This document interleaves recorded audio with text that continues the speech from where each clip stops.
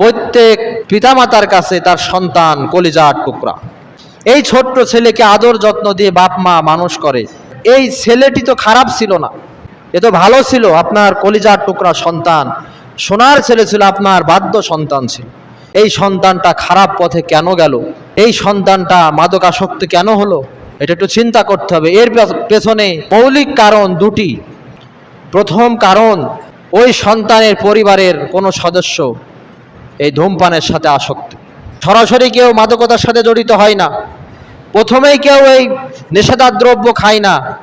নেশাদার দ্রব্যে প্রথম প্রবেশদ্বার সেটি হচ্ছে বিড়ি সিগারেট। প্রথমে বিড়ি সিগারেট, ওখান থেকে এই মাদকতায় জড়িয়ে পড়ে। ওই সন্তান যখন তার চোখের সামনে দেখে আমার আব্বা এই ধূমপান শুকটান মারে, আমার বড় ভাই ধূমপান শুকটান মারে, তখন এটাকে সে খারাপভাবে আর নেয় না।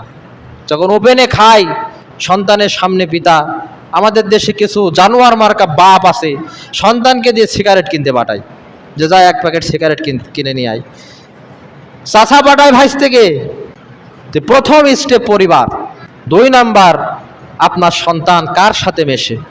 পরিবার ভালো আছে, পরিবারের কেউ ধূমপান করে না, আলহামদুলিল্লাহ, আমার পরিবার ধূমপান মুক্ত পরিবার।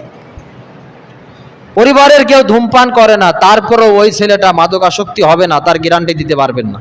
তাহলে এ কোথা থেকে হয়? এ হয় তার বন্ধু বান্ধবের পাল্লায় পড়ে। সুতরাং 2টা বিষয় মাদকতা থেকে বাঁচিয়ে রাখতে হলে এই প্রজন্মকে 2টা বিষয়ে খুবই সচেতনতা অবলম্বন করতে হবে। 1 নম্বরে নিজের পরিবারটাকে ধূমপান মুক্ত করতে হবে। 2 নম্বরে আমার ছেলে কার সাথে চলাফেরা করে, অবসর সময়টা কার সাথে কাটায়, বিকেলবেলা কার সাথে খেলা খেলে, কোথায় ঘুরে বেড়ায়, কোন চায়ের দোকানে আড্ডা দেয়, তার বন্ধু কিরা, বান্ধবী কিরা, এই বিষয়টা খোঁজ নিতে হবে। পৃথিবীতে আপনার সবচাইতে দামি সম্পদ সেটি হচ্ছে আপনার সন্তান। 10 বিঘা জমি আছে, এটা আপনার দামি সম্পদ নয়।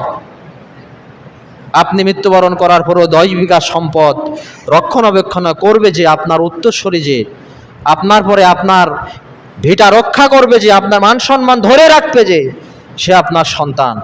এজন্য সন্তানের ব্যাপারে সর্বোচ্চ সজাগ দিতে হবে।